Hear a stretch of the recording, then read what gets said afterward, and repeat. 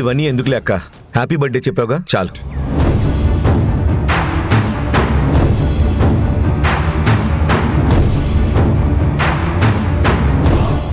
నేను చెప్పాను కదా వద్దని, వినలేదు. ఏం చేస్తుందో ముందు ముందు చూద్దాం. ఏంటి రఘుణ, ఏంటిది? నేను అంత దుర్మార్గురాలా? అరే, అప్పుడెప్పుడో 20 ఏళ్ల క్రితం చేసిన తప్పుకి నన్ను ఇప్పుడు శిక్షిస్తావా? ఈ అక్క దూరంగా పెట్టి ఏం సాధించాలనుకుంటున్నావురా? నువ్వు పక్కన పెట్టినంత మాత్రాన నేను అక్కని కాకపోతానా? నువ్వు తమ్ముడు కాకుండా పోతావా? నీ మీద నా ప్రేమ చచ్చిపోతుందారా? ఎందుకురా అంత కఠినంగా ప్రవర్తిస్తున్నావు? నువ్వు ద్వేషిస్తే నా మనసు ఎంత బాధపడుతుందో నీకు తెలియదారా?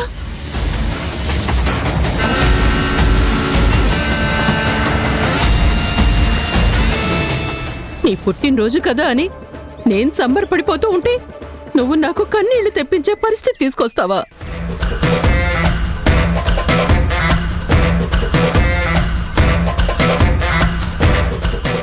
రే, అదేదో మీ పెళ్ళైన కొత్తలో ఆడపడుచుగా చిన్న ఆహ్వానాలు ఉంది కాబట్టి తెలియక చిన్న తప్పు చేశానురా.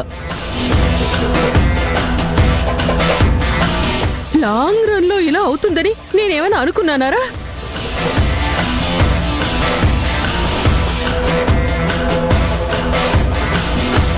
సరే, తెలియక చేసిన దానికి ఈ వయసులో నేను శిక్ష అనుభవించేలా చేస్తావా నువ్వు?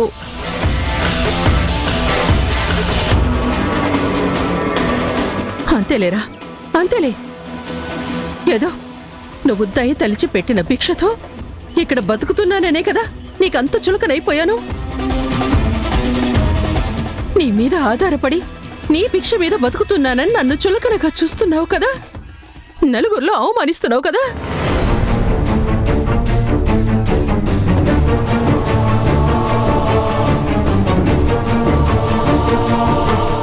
మొదలుపెట్టిందే నటన, గుణ కరిగిపోతాడేమో. అంత తేలిగ్గా మారే మనిషిం కాదమ్మా. అత్త యాక్షన్ ఆస్కార్ లెవెల్లో ఉంది.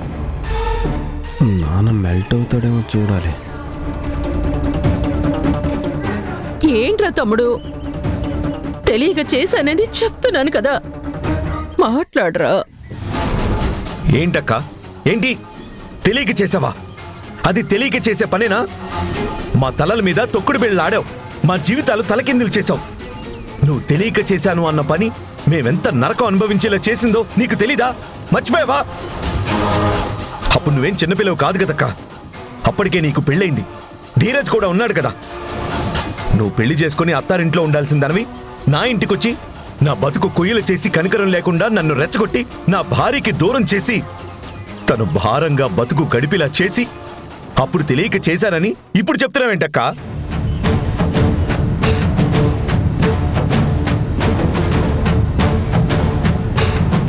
మేం విడిపోతున్నప్పుడు తప్పు నాదే అని నీకు అర్థం కాలేదా? కలిసి ఉండాల్సిన జంటని విడదీసి నువ్వు పెత్తనం చెలాయించేటప్పుడు తప్పు చేశానని అర్థం చేసుకోలేకపోయావా?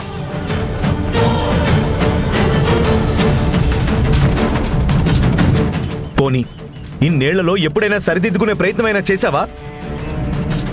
నిన్న మొన్నటి వరకు, నిజం తెలిసే వరకు కూడా నీ తప్పు నువ్వు తెలుసుకోలేకపోయావా?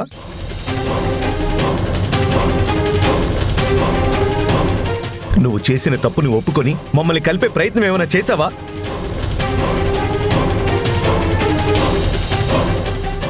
నేనొక చోట, నా భార్య ఒక చోట, మా పిల్లలు ఒక చోట, ఎవరికి వాళ్ళు ఎన్నెన్ని కష్టాలు పడ్డారో అవన్నీ నీకు తెలీవా?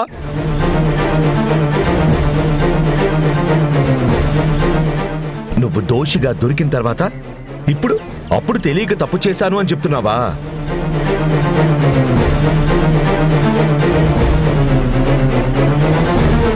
నిజంగా నువ్వు మనసున్న దానివి అయితే, నా మీద ప్రేమ ఉన్న దానివైతే, నేను అమ్మగా భావించి నిన్ను ఆరాధిస్తుంటే నేను నీకు ద్రోహం చేశానురా అని నీ మనసుకి ఎప్పుడు అనిపించలేదా?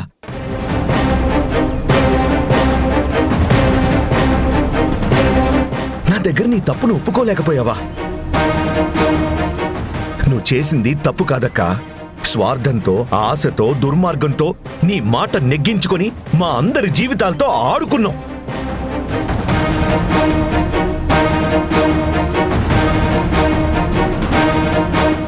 మమ్మల్ని దుఃఖంలో నెట్టి నువ్వు సంతోషాలు అనుభవించావు. దాన్ని తెలియక చేసిన తప్పు అనరు. కావాలని కక్ష కట్టి అభం శుభం తెలియని మాకు శిక్షలు వేశావు.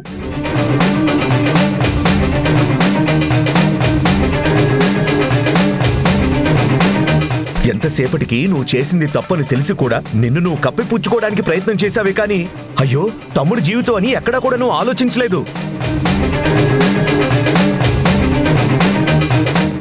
అది క్షమించరాని నేరం అక్క. మరణ శిక్ష కంటే కూడా పెద్ద శిక్ష వేశావు.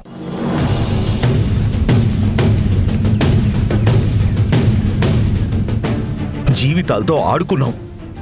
నీ స్వార్థం, నీ డబ్బు, నీ దుర్మార్గం తెలుసుకొని నీ ఆశని కట్టడి చేయాలని చూసిన జననిని నా దృష్టిలో డబ్బు మనిషిగా నిలబెట్టావు.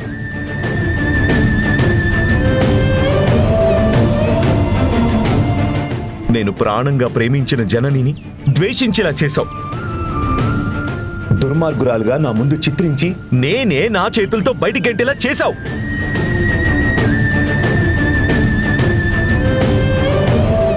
నన్నే దైవంగా ఆరాధించే జననిని దెయ్యంగా నా మనసులో ముద్ర వేశావు.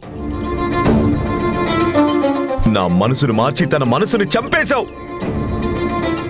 రక్త సంబంధాన్ని కూడా తెంపేసి తనని ఒంటరిగా బయటికి గెంటేశావు.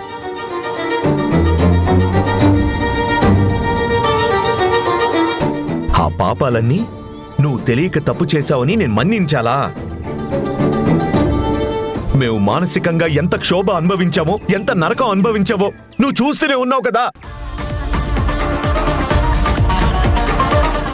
నిజంగా ప్రేమ ఉన్నదానివైతే తప్పైందిరా అని అప్పుడే చెప్పి నా జననీకి నన్ను నా దగ్గర చేసేదానివి కదా.